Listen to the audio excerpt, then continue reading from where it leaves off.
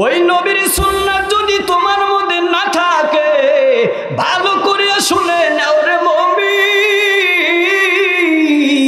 যেই নবী তোমার আমার জন্য হাসরের ময়দানে সুপারিশ করবে, ওই নবীর সুন্নাত যদি দুনিয়াতে তুমি না মানো, সুন্নাতের আমল যদি না করো, তাহলে ভালো করে শুনে নাও, হাসরের ময়দানে নবী বলবে সুহকান সুহকান, আমার সামনে থেকে দূর হয়ে যাও, আমার সামনে থেকে দূর হয়ে যাও। আরে বান্দা, নবীর সুন্নাতের দাড়ি আজ তোমার মুখের মধ্যে নাই, ওই সুন্নাতের টুপি তোমার মাথার মধ্যে নাই। এ মুমিন, হাসরের ময়দানে আল্লাহ যে তুমি মুসলমান, তুমি যে মুসলমান কিভাবে নবী আমার চিনবেন? এই সুন্নাতের দাড়ি যদি না থাকে, আর টুপি যদি না থাকে, লম্বা জামা যদি তোমার পরনের মধ্যে না থাকে, নবী বলবে তুমি মিথ্যাবাদী, তুমি আমার উম্মত হতে পারো না। আজ আমাদের অবস্থা দেখো, সুন্নাতের টুপি তো আমরা মাথায় নিজেরাও লাগাই না, এরপরে যদি কোনো মাদ্রাসার আলেম, কোনো ইমাম সাহেব যদি টুপিওয়ালা হয়, টুপি যদি পরিধান করে, কোনো মুয়াজ্জিন সাহেব যদি পাগড়ি বাঁধে, তাহলে তার টুপি সহ্য করতে পারি না, পাগড়িটা পর্যন্ত সহ্য করতে পারি না, লম্বা জামাটা সহ্য হয় না। এর নবীর উম্মত আশিক, নিজেও নামাজের মধ্যে যাও না, আবার আর একজন নামাজি বান্দাকে দেখলি তোমার সহ্য হয় না, নিজেও জিকির করো না, আর একজন জিকিরওয়ালা গোলামকে দেখলে তোমার সহ্য হয় না। ভালো করে শুনে নাও, হাসরের ময়দানে যখন বিপদ হয়ে যাবে, ওই উম্মতেরা একে একে সব নবীর কাছে যাবে, ইব্রাহিম নবীর কাছে যাবে, পয়গম্বর আজ হাসরের ময়দান কায়েম হয়ে গেছে গো পয়গম্বর, একটু আল্লাহকে বলেন তাড়াতাড়ি বিচার শুরু করে দিবে। আর এই রৌদ্রের তাপ সহ্য হয় না পয়গম্বর, ওই সূর্যের তাপ আর সহ্য হয় না। এর নবীর উম্মত আশিকের দল ঈসা নবীর কাছে উম্মতরা যাবে, এরপরে ঈসা নবী বলবে আজ আমি বড় ব্যস্ত, আমার বড় ভয়, না জানি আল্লাহ আমাকে কি ফায়সালা দেয়, আমি পারবো না তোমাদের জন্য সুপারিশ করার জন্য। মুসা কালিমুল্লাহর কাছে সব উম্মতেরা যাবে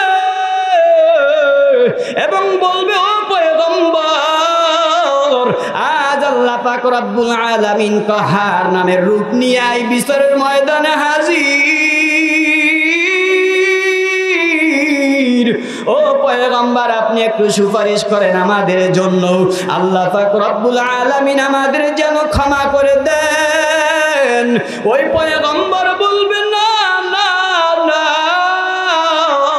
আমি তোমাদের জন্য আজকে হাসরের ময়দান আমি কথা বলতে পারবো না, আমি আল্লাহর কাছে সুপারিশ করতে পারবো না রে উম্মত। এবার নবীরা বলবে আজকে হাসরের ময়দানে আল্লাহ পাক রব্বুল আলামিন যেই কাহারিয়াতের রূপ ধারণ করেছে, আল্লাহ পাক রব্বুল আলামিনের সামনে দাঁড়ানোর মতো সাহস শুধু একজনের, সুপারিশ করার মতো সাহস শুধু একজন মাত্র, পয়গম্বর। ওই উম্মতরা বলবে সেই ব্যক্তিটাকে, পয়গম্বর বলবে তিনি আর কে নন, তিনি হলেন সকল নবীদের সরদার, আখিরি নবী জনাবে মুহাম্মাদুর রাসূলুল্লাহ। الذي أرسله الله تعالى بالحق بشيرا ونذيرا وداعيا إلى الله بإذنه وسراجا منيرا. أما بعد فأعوذ بالله من الشيطان الرجيم. بسم الله الرحمن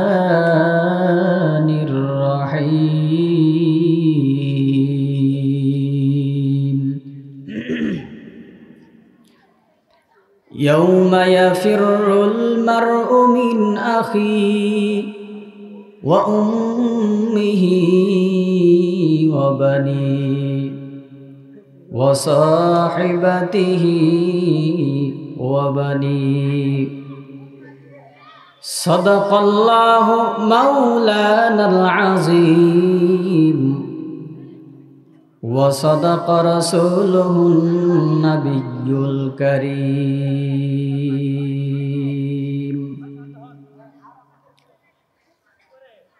قال النبي صلى الله عليه وآله وسلم الدنيا سجن المؤمن وجنة الكافر أو كما قال النبي عليه الصلاة والسلام صدق الله مولانا العظيم وصدق رسوله النبي الأمي الكريم ونحن على ذلك من الشاهدين والشاكرين والذاكرين والحمد لله رب العالمين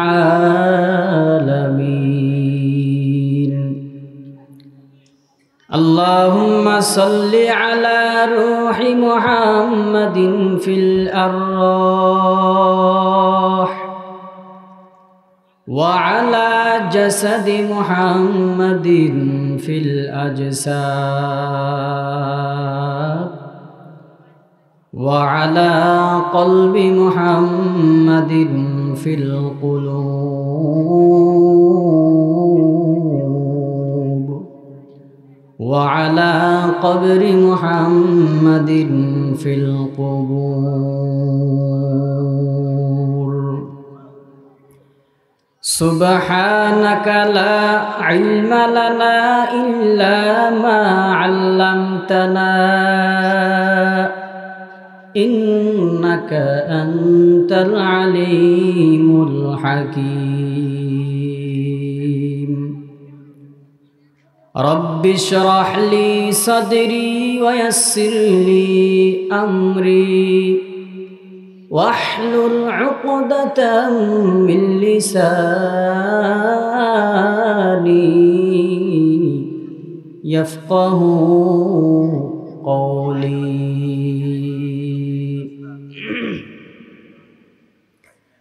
बातिल से दबने वाले आए आसमां नहीं हम बातिल से दबने वाले आए आसमां नहीं हम सोबर कर चुका है तू इम्तिहा हमारा सोबर कर चुका है तू इम्तिहा हमारा तौहीद की अमानत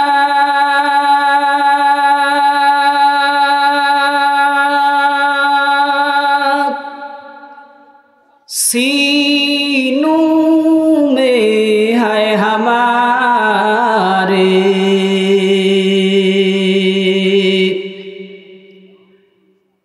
तौहीद की अमानत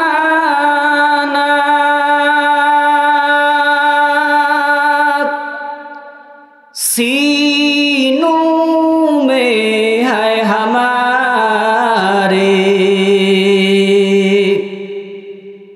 आसान नहीं मिटाना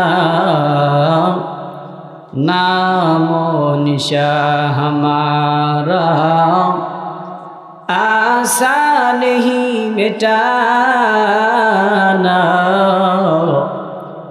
नामो निशा हमारा मोहम्मद ने आकर कुफर को मिटाया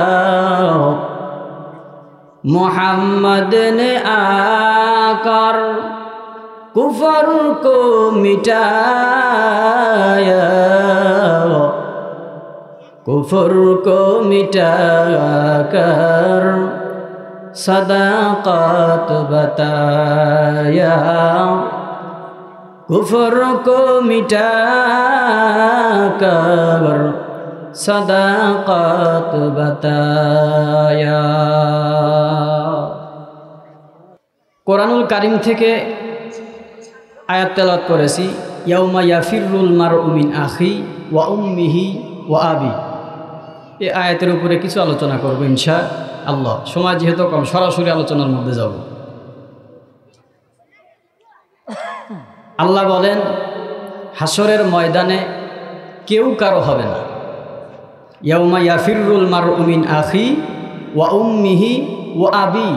আপন ভাই ভাইয়ের পাশে থাকবে, তবে একটা নেকি যদি কেউ চায়, ভাই যদি বিপদে পড়ে যায় আর এক ভাইয়ের কাছে চাইবে, ভাই বলবে না দুনিয়ার মধ্যে আমার কোনো ভাই ছিল না।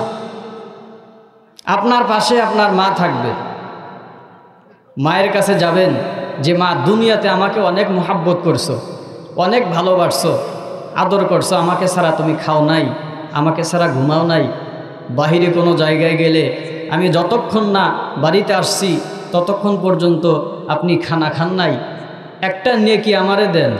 দুনিয়াতে আমি ছিলাম, যত নেক আমি কামাই করেছি, অর্জন করেছি, একটা নেকের জন্য আমি জান্নাতে যেতে পারবো না, পারছি না, আল্লাহ আমাকে জান্নাতে দিচ্ছেন না, একটা নেকি দেন। মা বলবে দুনিয়াতে আমার সন্তান ছিল না, আমার বিবাহই হয় নাই। আপনার পাশে বাবা থাকবে, বাবাকে যা বলবেন, বাবা আপনি তো কত কষ্ট করছেন, শেষ রাতে উঠছেন আল্লাহর হুকুম না মেনে, ফজরের নামাজ না আদায় করে কিভাবে আমরা ভালো থাকব, পরিবার ভালো থাকবে, পরিবারের মুখে হাসি ফুটানো যাবে, এই ব্যস্ততায় আপনি নেমে গেছেন। রোজগার করার জন্য, রুজি করার জন্য আপনি বের হয়ে গেছেন।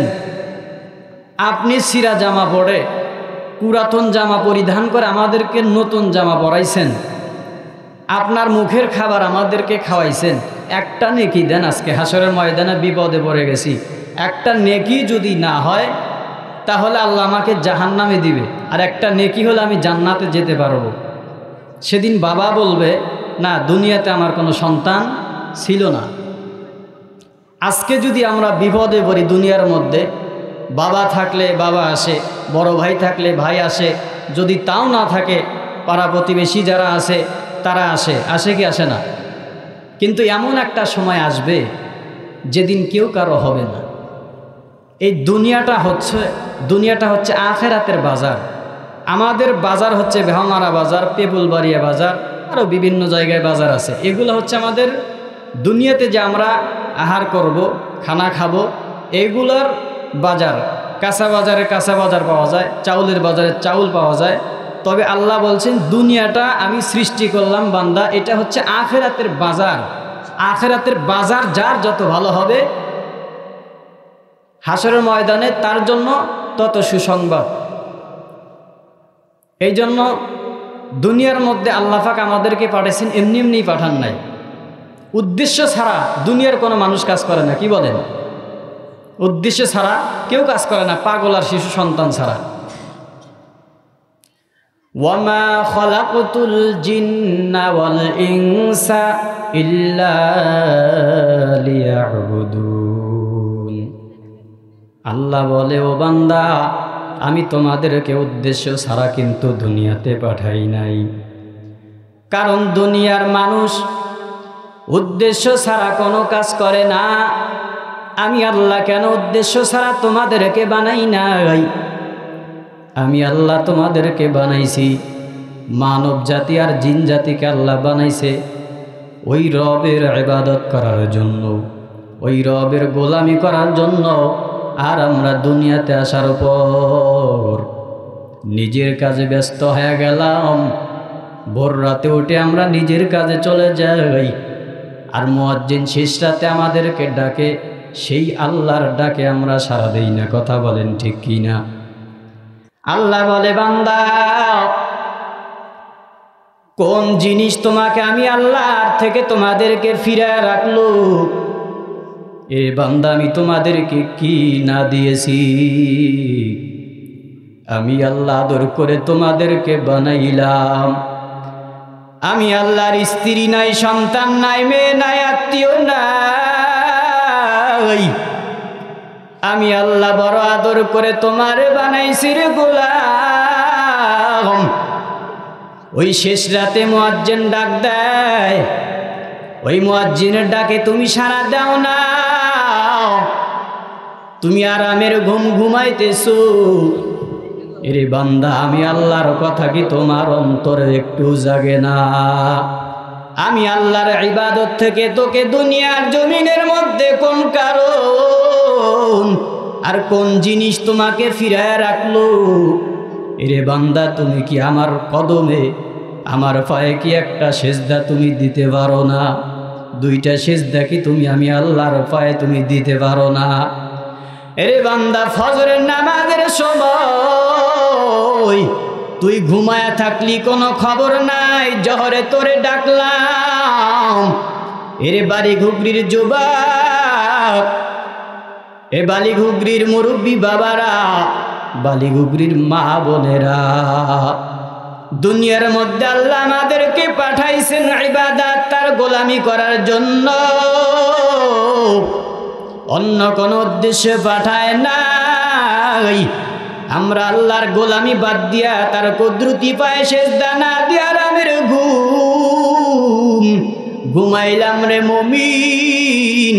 হাসরের ময়দান যখন কায়েম হয়ে যাবে, আল্লাহ যদি তোমাকে জিজ্ঞাসা করিয়ে বসে, গোলাম আমি তোরে দুনিয়ার জমিনের মধ্যে পাঠাইছি, হাসরের ময়দানে সর্বপ্রথম আল্লাহ নামাজের হিসাব চাইবেন।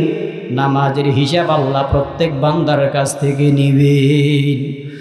ওই ময়দানে আল্লাহ তোমাকে জিজ্ঞাসা করবে, রে গোলাম কয় বেলার নামাজ তুমি আদায় করেছো?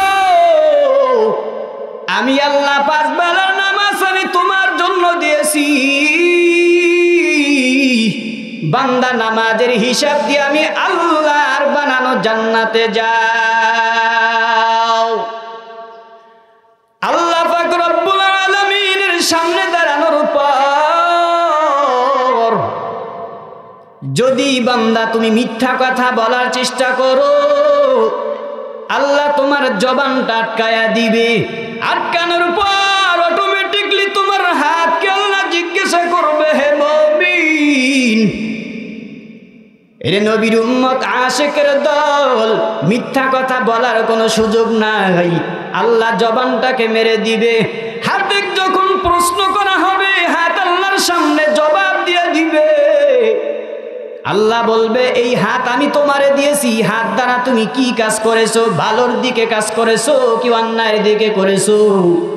এরে নবীর উম্মত, তোমার জবান যখন আটকায়া দেওয়া হবে, এই হাত আল্লাহর দরবারে সাক্ষী দিবে। হাতের দ্বারা যদি তুমি কোরআনের পাতা উল্টাও, হাতের দ্বারা যদি তুমি দান সদকা করো, মানুষকে সহযোগিতা করো, ভালো কাজের সাথে লাগাও, তাহলে আল্লাহ পাক রব্বুল আলামিন তোমাকে ক্ষমা করে দিতে পারে। আল্লাহ পাক রব্বুল আলামিন তোমার অঙ্গ প্রত্যঙ্গকে জিজ্ঞাসা করবে হাসরের ময়দানে। অঙ্গ প্রত্যঙ্গ সঠিক সঠিক জবাব আল্লাহর সামনে দিয়ে দিবে। দিবে কি দিবে না? কোনো উপায় নাই, মিথ্যা কথা বলার কোনো সুযোগ নাই। আজ আমরা মিথ্যা কথার মধ্যে পড়ে আছি। ফোন করা হয়, তুমি কোথায়? যদি থাকে তেঁতুলবাড়িয়া, বলে আমি সিরাজগঞ্জ শহরের মধ্যে। যদি বলা হয় তুমি কোন জায়গায়, বান্দা বলে কড্ডা, এর উপরে সে আছে আসলে সিরাজগঞ্জের মধ্যে। এমন মিথ্যা কথা আমাদের সমাজের মধ্যে আছে না নাই? মিথ্যা কথা বলা কবিরা গুনাহ, জানি না জানি না। আওয়াজ দিয়ে বলেন, আওয়াজ দিয়ে বলেন, মিথ্যা কথা বলা যে কবিরা গুনাহ সেটা আমরা জানি কি জানি না? একবার মিথ্যা কথা বলার কারণে একটা কবিরা গুনাহ কামাও, একটা কবিরা গুনার কারণে 7000 বছর জাহান্নামে খাটা লাগবে। ঠিক কিনা বলেন? আরে নবীর উম্মত আশিক, সামান্য সময় শেষের মধ্যে কি বলবো, অল্প সময়ের মধ্যে কথা বলেও বেশি মজা পাওয়া যায় না। নবীর উম্মত আশেকের দল, যে আখিরাত হাসরের ময়দানে একমাত্র বিচারক হবে আমার মালিক। রাহমাতুল লিল আলামিন, যে মায়ের নবীকে আল্লাহ দুনিয়াতে পাঠাইছেন, একমাত্র হাসরের ময়দানে রাহমাতুল লিল আলামিন যদি চান, উম্মতকে সুপারিশ করে আল্লাহর জান্নাতে পৌঁছায় দিতে পারবে। ঠিক কিনা বলেন? ওই নবীর সুন্নাত যদি তোমার মধ্যে না থাকে, ভালো করে শুনে নাও রে মুমিন, যেই নবী তোমার আমার জন্য হাসরের ময়দানে সুপারিশ করবে, ওই নবীর সুন্নাত যদি দুনিয়াতে তুমি না মানো, সুন্নাতের আমল যদি না করো, তাহলে ভালো করে শুনে নাও, হাসরের ময়দানে নবী বলবে সুহকান সুহকান, আমার সামনে থেকে দূর হয়ে যাও, আমার সামনে থেকে দূর হয়ে যাও। আরে বান্দা, নবীর সুন্নাতের দাড়ি আজ তোমার মুখের মধ্যে নাই, ওই সুন্নাতের টুপি তোমার মাথার মধ্যে নাই। এ মুমিন, হাসরের ময়দানে আল্লাহ যে তুমি মুসলমান, তুমি যে মুসলমান কিভাবে নবী আমার চিনবেন? এই সুন্নাতের দাড়ি যদি না থাকে, আর টুপি যদি না থাকে, লম্বা জামা যদি তোমার পরনের মধ্যে না থাকে, নবী বলবে তুমি মিথ্যাবাদী, তুমি আমার উম্মত হতে পারো না। আজ আমাদের অবস্থা দেখো, সুন্নাতের টুপি তো আমরা মাথায় নিজেরাও লাগাই না, এরপরে যদি কোনো মাদ্রাসার আলেম, কোনো ইমাম সাহেব যদি টুপিওয়ালা হয়, টুপি যদি পরিধান করে, কোনো মুয়াজ্জিন সাহেব যদি পাগড়ি বাঁধে, তাহলে তার টুপি সহ্য করতে পারি না, পাগড়িটা পর্যন্ত সহ্য করতে পারি না, লম্বা জামাটা সহ্য হয় না। এর নবীর উম্মত আশিক, নিজেও নামাজের মধ্যে যাও না, আবার আর একজন নামাজি বান্দাকে দেখলি তোমার সহ্য হয় না, নিজেও জিকির করো না, আর একজন জিকিরওয়ালা গোলামকে দেখলে তোমার সহ্য হয় না। ভালো করে শুনে নাও, হাসরের ময়দানে যখন বিপদ হয়ে যাবে, ওই উম্মতেরা একে একে সব নবীর কাছে যাবে। ইব্রাহিম নবীর কাছে যাবে, পয়গম্বর, আজ হাসরের ময়দান কায়েম হয়ে গেছে গো পয়গম্বর, একটু আল্লাহকে বলেন তাড়াতাড়ি বিচার শুরু করে দিবে। আর এই রৌদ্রের তাপ সহ্য হয় না পয়গম্বর, ওই সূর্যের তাপ আর সহ্য হয় না। এরে নবীর উম্মত আশিকের দল, ঈসা নবীর কাছে উম্মতরা যাবে। এরপরে ঈসা নবী বলবে, আজ আমি বড় ব্যস্ত, আমার বড় ভয়, না জানি আল্লাহ আমাকে কি ফায়সালা দেয়, আমি পারবো না তোমাদের জন্য সুপারিশ করার জন্য। মুসা কালিমুল্লাহর কাছে সব উম্মতেরা যাবে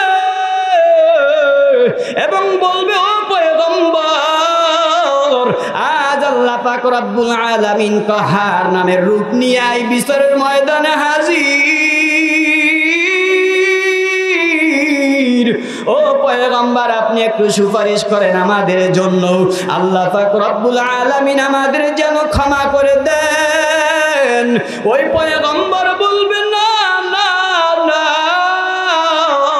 আমি তোমাদের জন্য আজকে হাসরের ময়দান আমি কথা বলতে পারবো না, আমি আল্লাহর কাছে সুপারিশ করতে পারবো না রে উম্মত।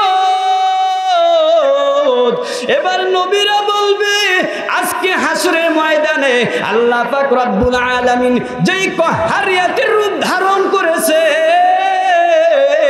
আল্লাহ পাক রব্বুল আলামিনের সামনে দাঁড়ানোর মতো সাহস শুধু একজনের, সুপারিশ করার মতো সাহস শুধু একজন মাত্র, পয়গম্বর। ওই উম্মতরা বলবে, সেই ব্যক্তিটাকে পয়গম্বর বলবে, তিনি আর কে নন, তিনি হলেন সকল নবীদের সরদার, আখিরি নবী জনাবে মুহাম্মাদুর রাসূলুল্লাহ। আওয়াজ দিয়ে বলেন আল্লাহু আকবার, লিল্লাহে তাকবীর। ঘুমাইতেছেন নাকি আপনার?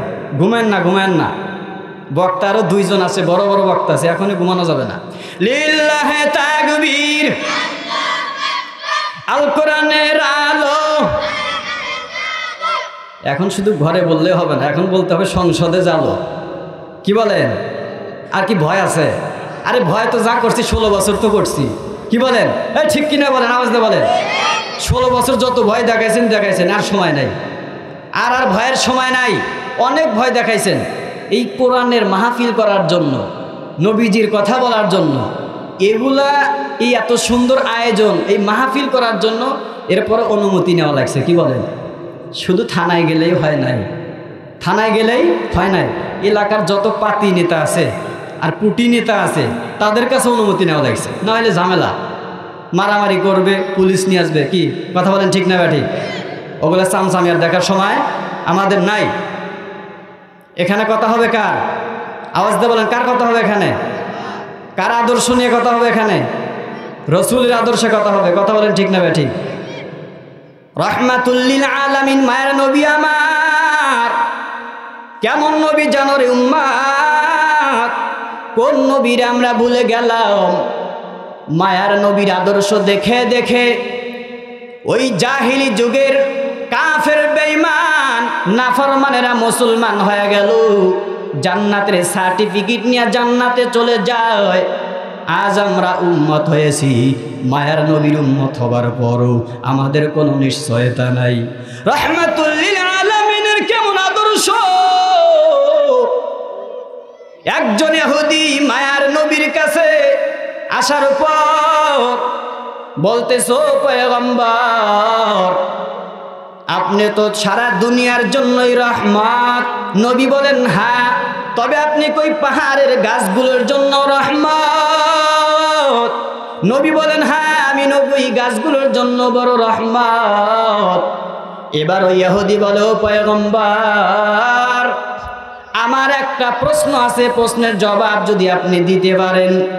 ও পয়গম্বর, তাহলে আমি কালেমা পড়ে মুসলমান হয়ে যাব। নবী বলে, ও ইহুদি কি প্রশ্ন তুমি করতে চাও? জলদি করিয়া বলো। ইহুদি বলে, ও পয়গম্বর ওই যে পাহাড়ের মধ্যে যেই গাছগুলো দাঁড়ানো, ওই গাছগুলো যদি আপনার কালেমার স্বীকৃতি জানায় দেয়, আপনি যে রহমাতুল লিল আলামিন আখির নবী, ওই গাছ যদি আপনার নবী হওয়ার স্বীকৃতি জানা দেয় গো পয়গম্বর, তাহলে আমি ইহুদি কথা দিলাম গো, আমি কালেমা পড়ে মুসলমান হয়ে যাব। আল্লাহু আকবার, আওয়াজ বলুন আল্লাহু আকবার। নবী বলেন, ও ইহুদি একটু ওয়েট করো। এবার নবী আমার, রহমতের নবী আমার যখন ইশারা করলেন ওই পাহাড়ের গাছগুলিকে লক্ষ্য করে, ইশারা করার সাথে সাথে গাছগুলো ওই কিতাবের মধ্যে লিখেছেন যেমন নাকি সন্তানেরা দৌড়ায়া দৌড়ায় সামনে যায়, ওই পয়গম্বর আলাইহিস সালাম যখন গাছগুলোকে ইশারা করেছেন, ইশারা করার সাথে সাথে ওই গাছটা দৌড়াইয়া রহমাতুল লিল আলামিনের সামনে হাজির। শুধু হাজির না, এরপরে ইহুদি বলতেছে, ও পয়গম্বর আর একটা কথা আমার বাকি আছে। এবার নবী বলে, কি কথা বাকি? বলতেছো পয়গম্বর এই গাছ যদি, এই গাছের পাতা ছালসমূহ এর ডালপালা যদি আপনি নবী হওয়ার সাক্ষী দেয়, তাহলে আমি কালেমা পড়ে মুসলমান হয়ে যাব। নবী যখন ইশারা করলেন, ইশারা করার সাথে সাথে ওই গাছের ছালসমূহ, পাতা ডালপালা যা ছিল সব মায়ার নবীর নবী হওয়ার স্বীকৃতি জানায়া দেয়। সুবহানাল্লাহ বলবেন না? নবী বলে, ও ইহুদি তোমার কথা অনুযায়ী তুমি কালেমা পড়ে মুসলমান হয়ে যাও। এবার ইহুদি বলতেছো, পয়গম্বর আর একটা কথা আমার বাকি আছে। এবার নবী বললেন, কি কথা তোমার বাকি? ইহুদি বলতেছো, পয়গম্বর এই গাছগুলো যে জায়গা থেকে আপনি নবীর সামনে হাজির, আমি দেখতে চাই পুনরায় আপনার কথায় আগের জায়গায় গাছগুলো ফিরে যায় কিনা। নবী ইশারা করার সাথে সাথে গাছ আবার পুনরায় দৌড়াইয়া আগের জায়গার মধ্যে যা দাঁড়ায়া গেল। এবারে ইহুদি ডাক দিয়ে বলতেছ, পয়গম্বর, আজ আমরা দুনিয়ার মানুষ হয়ে আপনি নবীকে চিনলাম না। আজ এই সাধারণ একটা পাহাড়ের গাছ হইয়াও আপনি নবী হওয়ার স্বীকৃতি জানায়া দেয়।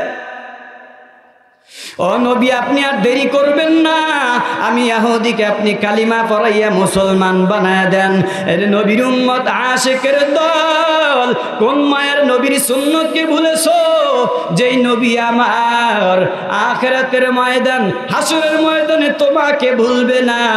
এর নবীর উম্মত আশিক, ওই নবীর সুন্নাত মানা দরকার আছে না নাই? আওয়াজ দিয়ে বলো, ওই নবীর সুন্নাত মানা দরকার আছে না নাই? একটা মরা খেজুর গাছ হওয়ার পরও আল্লাহর জান্নাতে যাবে আমরা নবীজির উম্মত, মানুষ হইয়াও জান্নাতে যাওয়ার কোনো নিশ্চয়তা নাই। কথা বলেন ঠিক না ঠিক? খেজুর গাছ জান্নাতে যাবে না? শোনেন নাই আপনারা? উস্তুনে হান্নারা নামক একটা খেজুর গাছ জান্নাতে যাবে। কেন জান্নাতে যাবে?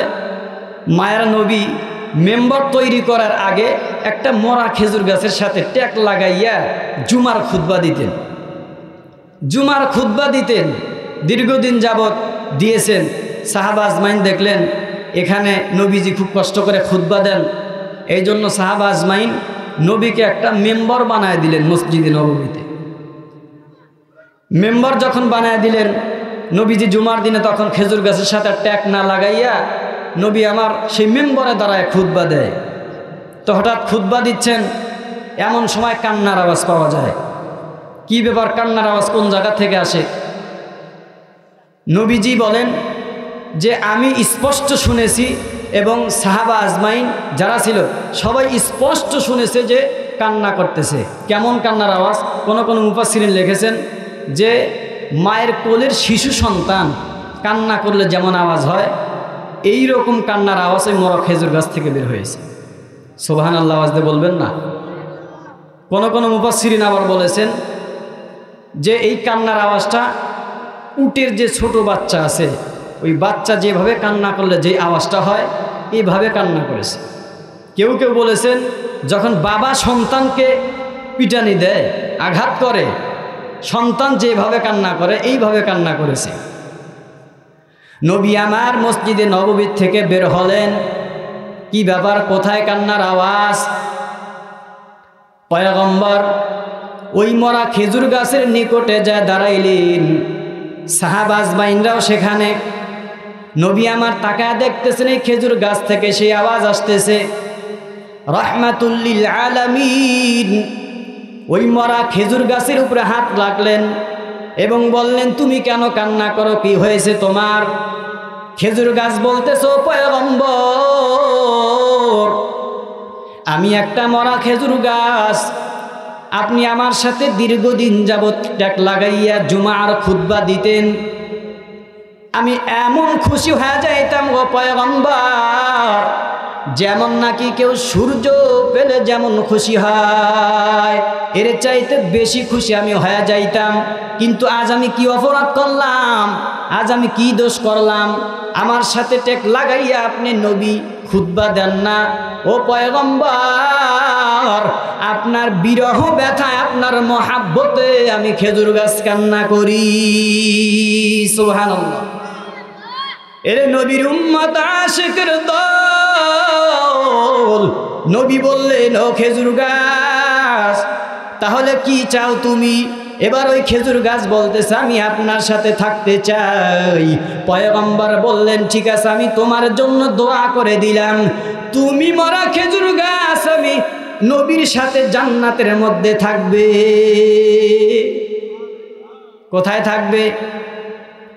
বলে, তুমি খেজুর গাছ, তুমি আমার সাথে জান্নাতে থাকবে। এর নবীর উম্মত আশিকের দল, আজ একটা মরা খেজুর গাছ জান্নাতের সার্টিফিকেট পায়, আর আমরা নবীর উম্মত হবার পর জান্নাতের কোনো নিশ্চয়তা নাই। কারণ ওই খেজুর গাছ মায়ার নবী নবীকে পয়গম্বর হিসাবে মুহাব্বত করত, ওই খেজুর গাছ মায়ের নবীকে নবী হিসেবেই মুহাব্বত করত। আজ আমাদের সমাজের মধ্যে যাদের সন্তান, যাদের ভাই ব্রাদার আলেম, কোরআনের হাফেজ, তাদেরকে একজন কোরআনের হাফেজ, একজন আলেম হিসাবে মুহাব্বত করতে হবে, সম্মান করতে হবে। এর নবীর উম্মত আসে। আজ আমাদের মধ্যে দেখা যায় সন্তানকে সন্তান হিসেবে আমরা মর্যাদা দেই, একজন আলেমকে মর্যাদা আমরা দিতে জানি না। আমার সন্তান, আমার ভাই, একজন কোরআনের হাফিজ, একজন হাফিজকে কেমন মূল্যায়ন করতে হবে সেটাও আমরা জানি না। ঠিক কিনা বলেন? ওই নূহ নবীর সন্তানকে নান, একজন পয়গম্বরের সন্তান হবার পরও যাবে আল্লাহর জাহান্নামে। পানিতে যখন পয়গম্বরের সন্তান ডুবে যাচ্ছিলেন, এর নবীর উম্মত আশেক পয়গম্বর নূহ নবী আল্লাহকে ডাক দিয়ে বলে, হে মালিক, ওটা তো আমার সন্তান, আপনি তাকে ডুবায় মারবেন। আল্লাহ বলেন, ও পয়গম্বর, তুমি যদি এই ব্যাপারে আর একটা বার আওয়াজ দাও তাহলে তুমি ভালো করে শুনে নেও, পয়গম্বরদের দপ্তর থেকে আমি তোমার নামকে কাটা দিব। কারণ নূহ নবীর সন্তান বাবা হিসাবে তাকে জানতো, বাবা হিসাবে সম্মান করত, পয়গম্বর হিসাবে না। পয়গম্বর হিসাবে মহাব্বত করে নাই। ওই খেজুর গাছ নবীকে নবী হিসাবেই মহাব্বত করেছে। পয়গম্বর হিসাবে মহাব্বত করার কারণে আল্লাহ তার সম্মান এই দুনিয়ার জমিনে তো বাড়াইছেন, এরপরে হাসরের ময়দানে ফায়সালা হয়ে যাবে নবীর সাথে জান্নাতে থাকার জন্য। এই জন্য আমাদের সন্তান যারা কোরআনের হাফেজ, যারা আলেম হয়ে যাবে, তাদেরকে সন্তান হিসেবে নয়, তাদেরকে আলেম হিসেবে মহাব্বত করতে হবে, কোরআনের হাফেজ হিসেবে আমাদেরকে মহাব্বত করতে হবে। আমরা পারবো কি পারবো না? একটু আওয়াজ দিয়ে বলেন, পারবো কি পারবো না?